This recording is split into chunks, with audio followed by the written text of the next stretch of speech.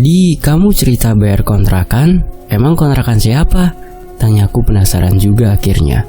Aku ngontrak di rumah Bu Sari, mamaku maksudnya. Kamu ngontrak di rumah kontrakan milik mama kamu sendiri?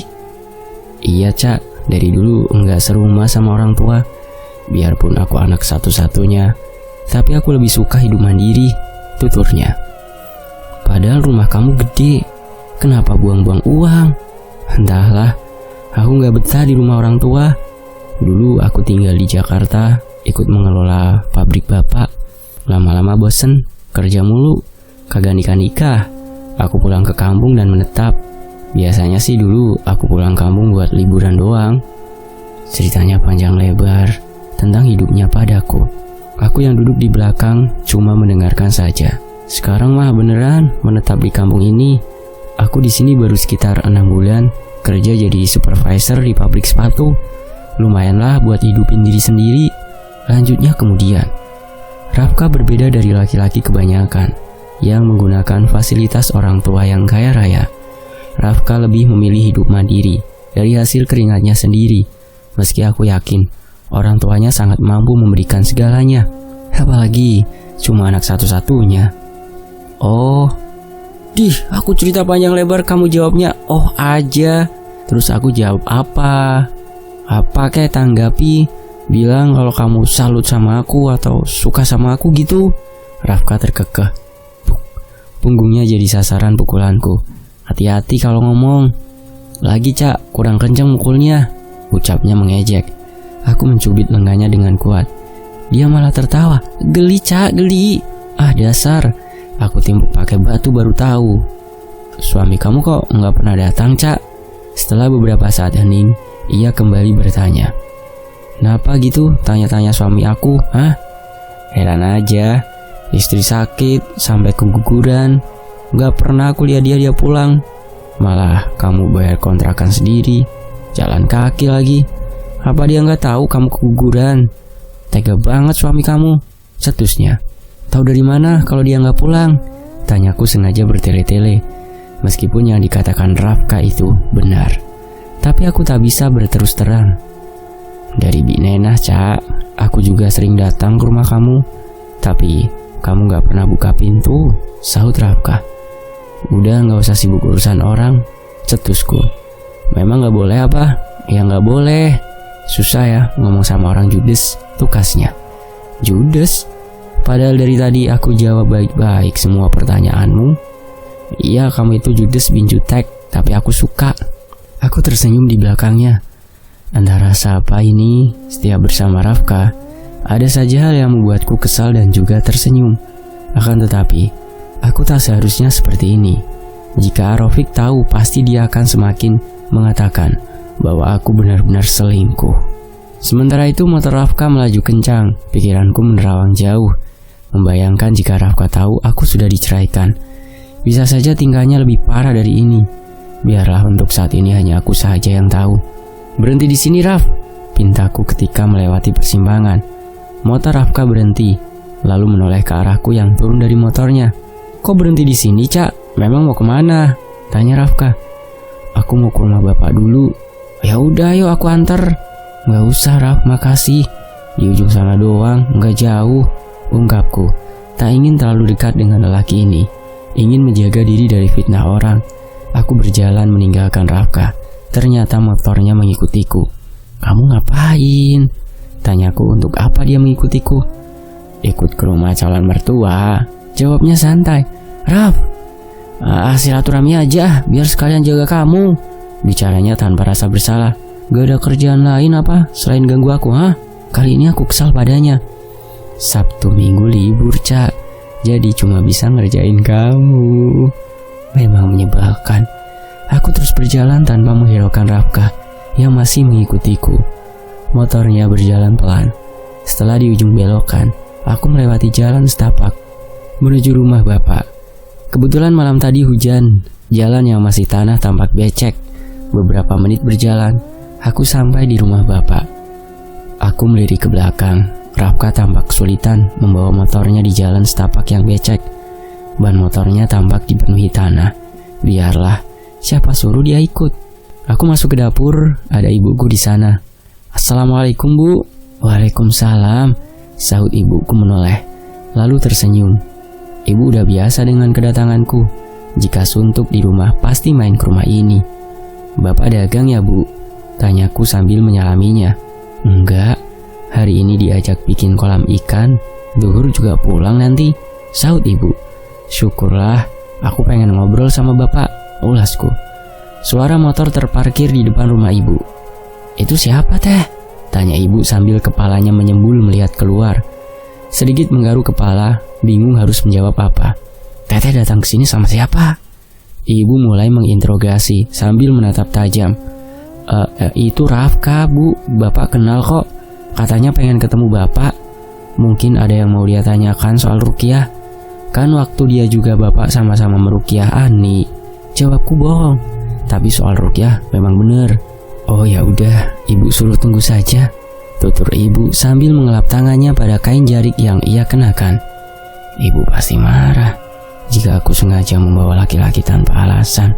Lagi pula, bukan aku yang mengajak Rafka, terpaksa aku berbohong. Ibu menyambut Rafka dengan ramah, berkata jika bapak belum pulang, dan mempersilahkan laki-laki yang tengah keheranan itu duduk menunggu di amben. Aku yakin Rafka pasti heran ketika disambut ibu dan berkata seperti itu. Salah sendiri suruh siapa mengikutiku. Zuhur bapak baru pulang, baju dan celananya kotor penuh dengan tanah. Ada tamu? Saba bapak ketika melihat Rafka duduk di amben. "Iya pak, apa kabar pak?" Rafka mengasongkan tangan mengajak salaman. "Gak apa-apa nak, tangan bapak kotor. Duduk saja, bapak mandi dulu," ucap bapak sambil tersenyum lalu pergi ke pemandian yang tak jauh dari rumah. "Kasih minum atuh teh tamunya, malah dianggurin," tegur ibu. Iya bu." Entahlah aku jadi salah tinggal begini. "Kamu mau ngapain kesini? Aku gak enak sama ibu sama bapakku juga," bisikku sambil menyodorkan minum pada Rafka. "Mau ketemu bapak? Tadi ibu kamu bilang gitu," sahutnya sangat santai menyindir. Mungkin dia tahu tadi aku yang beralasan begitu pada ibu. "Enak banget di sini, adem, tenang dan nyaman," lanjut Rafka sambil menyandarkan punggung ke tiang dekat amben. Aku tak menjawab, berdiri melangkah menuju dapur. "Kamu beneran udah sembuh, Cak? Pasca keguguran apa kamu udah periksa?" tanya Rafka. "Psst, psst, psst." Telunjuk kuletakkan di bibir dengan mata membesar. Keguguran? Siapa yang keguguran?" Ibu tiba-tiba menyembul dari dapur. Aku memang belum mengabarkan ini pada ibu dan bapak. Aku belum siap melihat mereka kecewa kehilangan calon cucu pertama mereka. Rafka nampak merasa bersalah melihatku ditanya ibu, sedangkan aku hanya tertunduk. "Teteh keguguran?" Aku mengangguk, tak lagi bisa menyembunyikan masalah itu. "Ya Allah, kenapa nggak bilang sama ibu?" Mata perempuan paruh baya di depanku ini mulai berkaca-kaca. Ibu menuntun tanganku, dan kami duduk di amben inginkan kejelasan. Aku ceritakan kejadian waktu itu pada ibu, tapi tak bercerita kalau aku ke rumah Arofik. Kebetulan bapak baru selesai sholat dan ikut menyimak penuturanku. Aku lihat bapak begitu kecewa, apalagi ibu. Air matanya luruh sambil mengusap kepala. Aku tak kalah bersedih, karena ini anak pertama yang kehadirannya sangat aku dambakan. Aku menangis kuatnya, terseduh memeluk ibu. Bukan hanya sedih kehilangan calon bayiku, tapi juga sedih dengan semua yang terjadi antara aku dan Arofik. Bapak dan ibu berusaha menenangkan perasaanku dengan nasihat dan wejangan yang baik tentang sebuah keikhlasan. Sedangkan aku juga tak berani ceritakan tentang perceraianku dengan Arofik. Pasti bapakku akan sangat kecewa mendengar rumah tangga anaknya porak-poranda gara-gara fitnah. Di sisi lain, bapak dan Rafka melanjutkan bercengkrama, sementara aku dan ibu masuk untuk masak. Setelah selesai, ibu memintaku mengajak Rafka makan bersama. Setelah sore baru aku pamit pulang. "Pulang bareng, Cak?" ajak Rafka. "Gak usah, nanti gak enak dilihat orang." "Ya udah, aku mau lanjutin ngobrol sama bapak." Maaf soal tadi, Cak.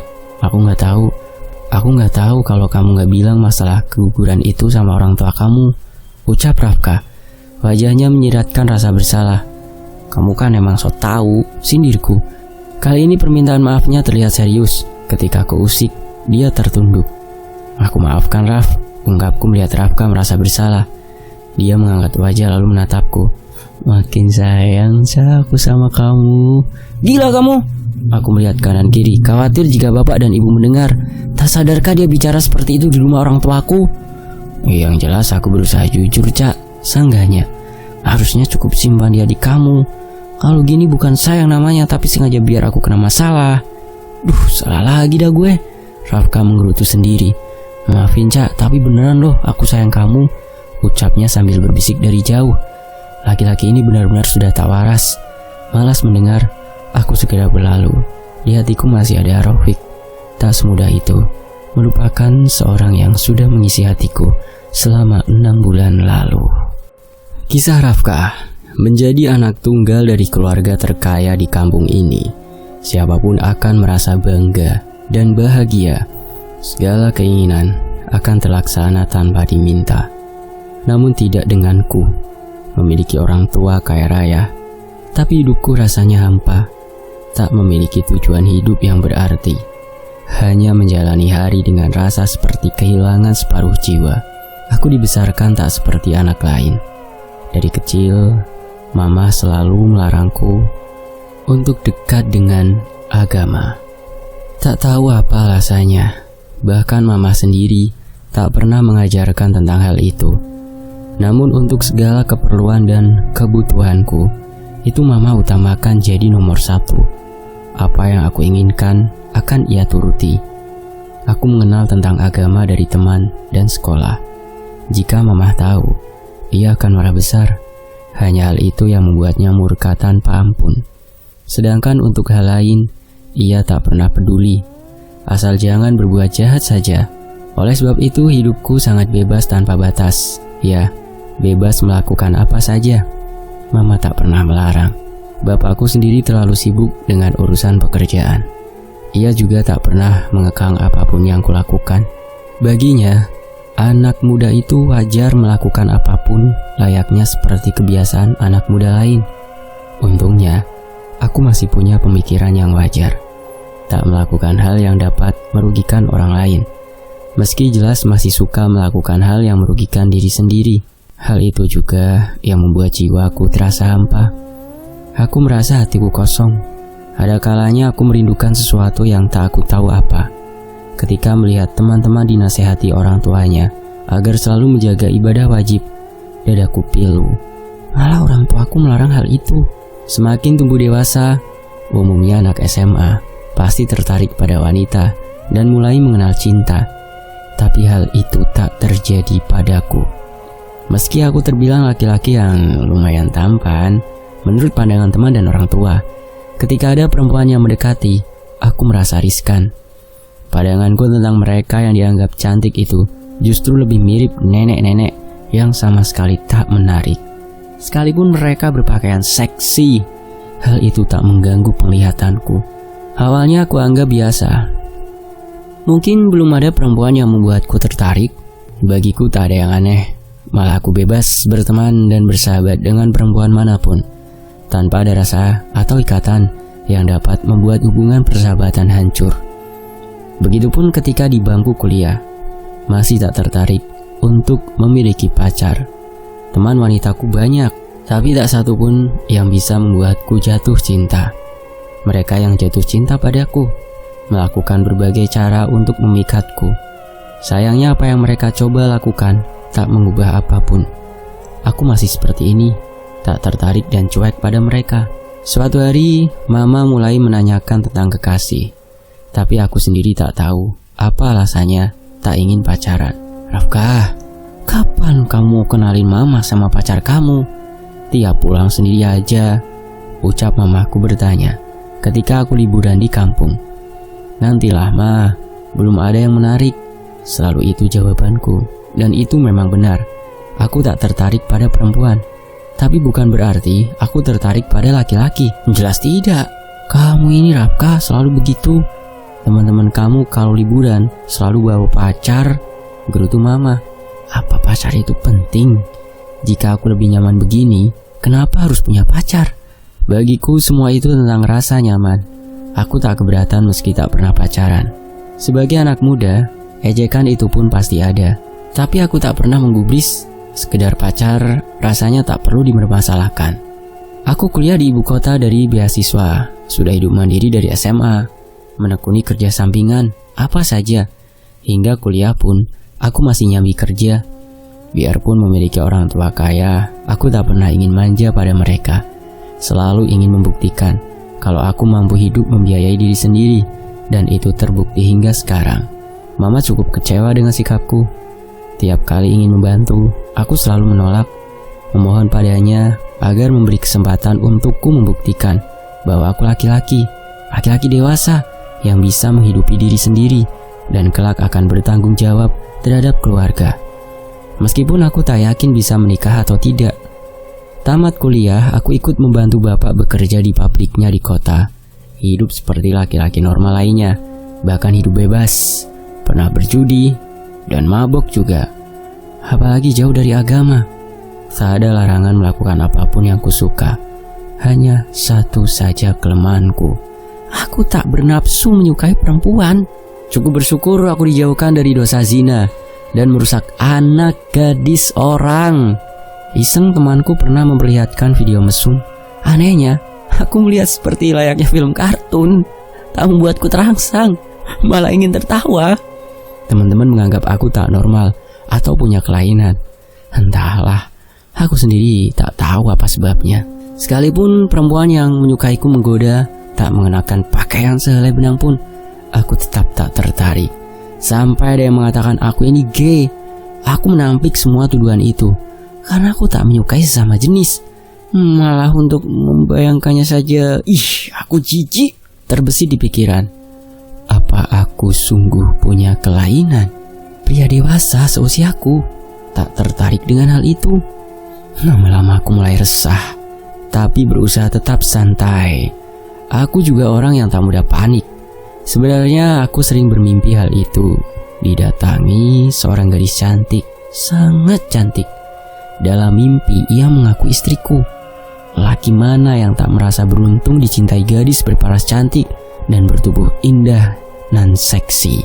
Dia sering mendatangiku dalam mimpi hampir tiap minggu, bergumul layaknya pasangan kekasih. Dia memberi kepuasan dan membuatku melupakan gadis lain. Sayangnya, itu hanya mimpi yang tak kurasa di dunia nyata. Ketika teman seusiaku sudah menikah dan memiliki anak, aku masih saja begini, senang dengan kesendirian. Hal itu menjadi tanda tanya bagi orang tuaku, sampai mama berniat menjodohkanku dengan gadis pilihannya. Raf, kamu mau ya nikah sama anak teman mama? Orangnya cantik loh, tawar mama ketika aku pulang kampung. Terserah mama, Rafka ikut aja, jawabku. Soalnya teman-teman mama udah mau pada nimang cucu. Kamu anak mama satu-satunya. Malu juga mama kalau selalu ditanya kapan kamu nikah. Cetus mama. Bukan gak mau nikah mah, belum ada yang cocok, makanya mama aja yang cari, sahutku. Mama jelas senang mendengar jawaban bahwa aku setuju dinikahkan. Ia tampak bahagia anaknya yang selama ini hidup jauh darinya, tapi tak membangkang tawarannya. Aku pun bertunangan atas permintaan mama. Acara digelar cukup mewah, karena aku anak satu-satunya. Baru menginjak bulan kedua, keluarga tunanganku datang memutuskan pertunangan. Alasannya tunanganku tak ingin menikah karena ingin melanjutkan kuliah. Aku sendiri tak masalah. Toh semua ini atas permintaan mama, bukan keinginanku. Sama sekali tak merasa kecewa. Namun mama tak menyerah begitu saja, kembali menjodohkanku dengan wanita pilihannya. Wanita ini awalnya berkata sangat menyukaiku dan setuju dengan pertunangan ini. Bahkan dia meminta agar kami segera menikah. Namun hal itu tak berlangsung lama. Dia datang padaku dan tiba-tiba memutuskan pertunangan. Dia berkata ada lelaki lain yang ia sukai. Anehnya aku tak marah. Terima saja setiap keputusannya, karena aku juga tak tertarik untuk menikah dengannya. Bahkan aku sempat benci ketika melihat wajahnya. Aneh, padahal kata orang dia sangat cantik. Hal itu terjadi untuk yang ketiga kalinya. Aku diputuskan oleh perempuan yang menjadi tunangan, hingga aku kapok dan menolak ketika mama ingin menjodohkanku lagi. Malu juga ketika teman bertanya, seolah hilang harga diri berkali-kali diputusin wanita. Orang tuaku menganggap aku memiliki kelainan karena tak kunjung ingin menikah. Mereka mengajakku berobat ke ahlinya. Tetapi dari hasil pemeriksaan, aku dianggap normal dan tak memiliki kelainan. Karena ketika diberikan pertanyaan seputar seksual, jawaban yang keluar dari mulutku tak sesuai dengan hatiku. Ketika dokter menunjukkan video vulgar, tiba-tiba aku tertarik. Rangsangan itu ada, makanya dokter berkata aku normal. Tetapi ketika di rumah, sama sekali berbeda. Semua itu sama sekali tak menarik lagi. Mama putus asa. Ia membawaku berobat ke sana kemari, tapi hasilnya tetap nihil. Aku masih tak ingin menikah. Sempat terpuruk, rasa dalam pikiranku campur aduk. Kadang malu jika selalu ditanya kapan menikah, hingga temanku menyarankan untuk menemui seorang ustadz yang mengobati berbagai gangguan batin dengan ruqyah. Temanku menganggap kalau aku ada gangguan dari makhluk gaib. Aku sama sekali tak percaya. Di zaman modern begini masihkah ada hal-hal sedemikian? Tapi aku tetap mencoba saran darinya. Tak ada salahnya mencoba. Aku membuat janji temu dengan seorang ustadz. Beliau bertanya tentang setiap keluhanku. Semua aku ceritakan pada beliau, lalu mulai ikut melaksanakan ruqyah. Ada hal aneh yang aku rasakan ketika di ruqyah. Mual, muntah, ingin marah, dan mengamuk. Kadang hingga aku tak sadarkan diri ketika di ruqyah berlangsung. Tiap malam aku bermimpi aneh. Perempuan yang mendatangiku selalu marah dan mengamuk. Ada kalanya menangis, berkata bahwa ia sulit menggapaiku seperti biasa. Dia juga meminta agar aku menghentikan ruqyah tersebut. Kuceritakan hal itu pada sang ustadz. Beliau mengerti dan memintaku agar tak menghentikan pengobatan. Ruqyah rutin aku jalani, hingga ustadz tersebut mengatakan bahwa aku telah dinikahkan dengan jin. Itu sebabnya hingga sekarang aku tak ingin menikah sama sekali. Jin tersebut sudah menguasai dan menghalangi setiap aku bertemu perempuan. Diikat oleh tali asih jin tersebut, membuat wanita yang mendekatiku berpaling, bahkan tak segan mencelakai. Antara percaya dan tidak mendengar hal itu, apa mungkin manusia bisa dinikahkan dengan jin? Siapa sebenarnya yang melakukan hal itu? Bagaimana caranya aku bisa lepas dari hal ini? Kebimbangan mulai mengganggu pikiran. Mungkinkah selamanya aku tak akan menikah? Meski aku sudah diruqyah, perasaanku tetap saja sama. Tak tertarik pada wanita dan tak ingin menikah. Aku sudah pasrah dan akan menjalani saja semua yang sudah ku alami. Harapan yang redup ternyata terkandung hikmah di dalamnya. Mengingat lagi setiap langkah-langkah di tahun-tahun yang lalu, aku sudah keluar dari jalan yang lurus, menyimpangkan hati melawan arah, berbuat sesuka hati tanpa ada pegangan. Aku begitu lalai. Bagai semua yang kulakukan tak terasa salah. Perlahan, aku mendekatkan hati dan diri pada Sang Pemberi hidup, tanpa sepengetahuan orang tua. Aku belajar agama dari beberapa teman yang kupercaya. Kala itu umurku 29 tahun. Memutuskan untuk masuk pondok pesantren, yang juga khusus ruqyah. Menyambi kerja juga. Karena kerja pun di pabrik milik orang tua, aku bisa leluasa menggali ilmu agama selama di pesantren. Banyak pelajaran yang kudapat selama di sana. Semakin memperdalam ilmu dan pengetahuan agama, aku juga mengatakan pada abah, guru pesantren, tentang pernikahan dengan jin. Abah dan kiai sering memintaku meruqyah diri sendiri dan ikut ruqyah massal di hari Senin dan Kamis, dibarengi puasa sunnah juga. Aku mendapat ketenangan jiwa selama di pesantren. 3 tahun belajar segala hal tentang agama, hingga dipercaya kiai pondok membantu meruqyah orang-orang biasa berobat ke pesantren ini. Suatu kehormatan, juga bisa dipercaya. Sedangkan aku bukanlah orang memiliki ilmu tinggi, hanya seorang insan yang hatinya baru tersentuh hidayah. Barulah aku meyakini bahwa setiap kejadian mengandung hikmah. Andai diriku tak terkait dengan hubungan pernikahan aneh ini, mungkin akan sulit menyadari kesalahan diri dan masih anteng dengan nikmatnya keindahan duniawi yang semu. Aku bersyukur masih diketuk pintu hati agar merasakan nikmatnya dekat dengan Sang Maha Pencipta. Abah guru selalu mengatakan, jika kita cerdas, maka akan dengan mudah menguasai ilmu yang coba diwariskan. Tiap hari aku wajib menghafal ayat-ayat ruqyah, hingga akhirnya terbiasa membantu orang-orang yang dalam masalah dengan sihir, santet, atau penyakit kiriman. Malam itu kami tengah membincangkan seorang pasien yang terkena gangguan jin kiriman. Jin itu menguasai diri pasien dan hampir gila. Setelah rutin ruqyah, ada perubahan pada pasien tersebut. Oh iya Rafkah, ada yang Abah mau omongin, ucap Abah Guru. Aku sudah menganggap beliau seperti orang tuaku sendiri. Kami bicara pun layaknya keluarga. Iya Bah, silahkan, sahutku. Abah sudah dengar cerita kamu waktu itu tentang pernikahan dengan Jin. Sekarang bagaimana perasaan kamu? Rasanya masih sama Bah, belum ada perubahan. Tapi ya sekarang bedanya hati lebih tenang.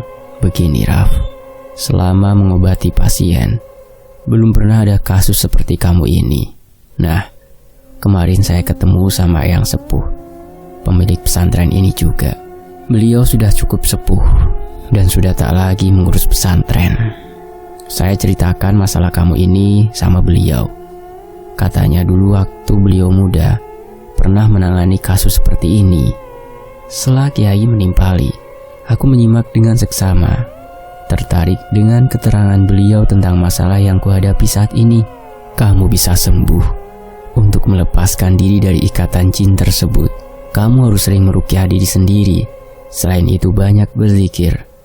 Usahakan tiap hari jangan absen membaca ayat suci Al-Quran. Kiai menjeda ucapannya sebentar, lalu melanjutkan, jika suatu hari tiba-tiba kamu tertarik pada seorang perempuan, segera lamar dan nikahi. Hal itu akan memutus ikatan pernikahan kamu dengan jin tersebut.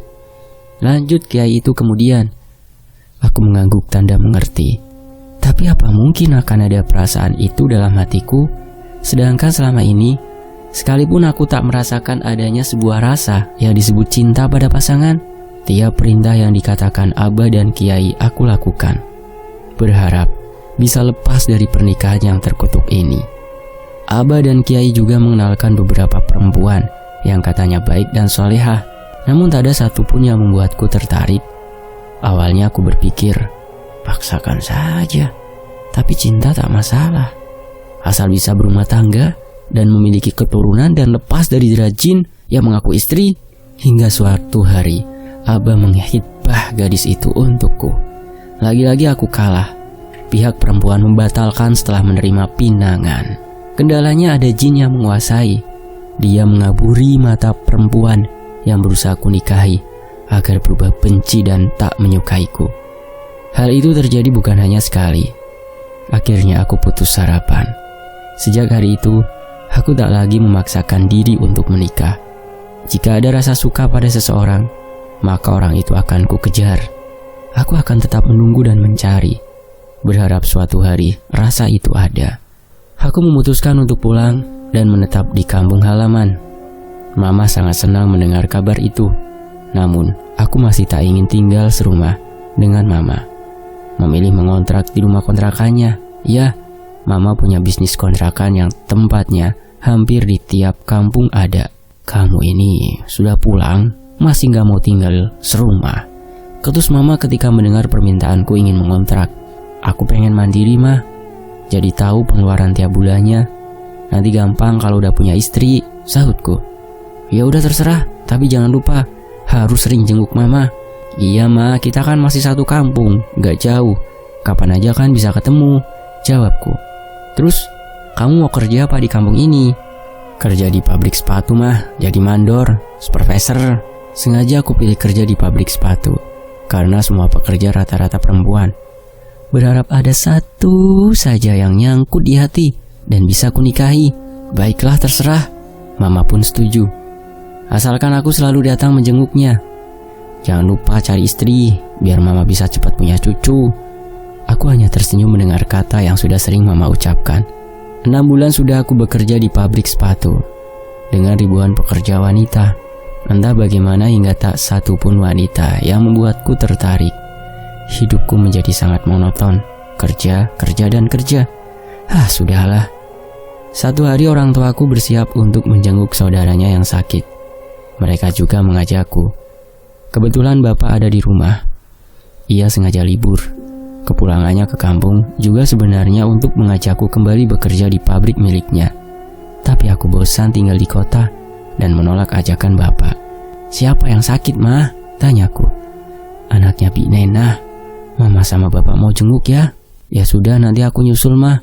Mama memberitahukan bahwa Bi Nena tinggal di kontrakan dan sekarang anaknya sedang sakit. Sebelum Bi Nena tinggal di kontrakan, dia sempat menginap di rumah Mama.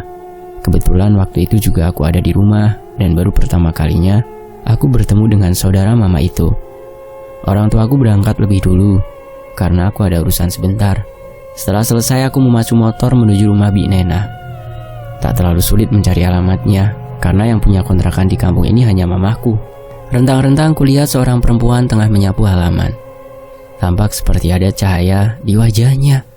Tak sengaja, motorku berhenti tepat di sebelahnya. Hampir saja menabrak.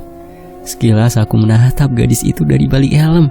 Satu lirikan saja membuat jantungku berdebar tak karuan. Aku segera masuk ke dalam tanpa menghiraukannya yang masih berdiri.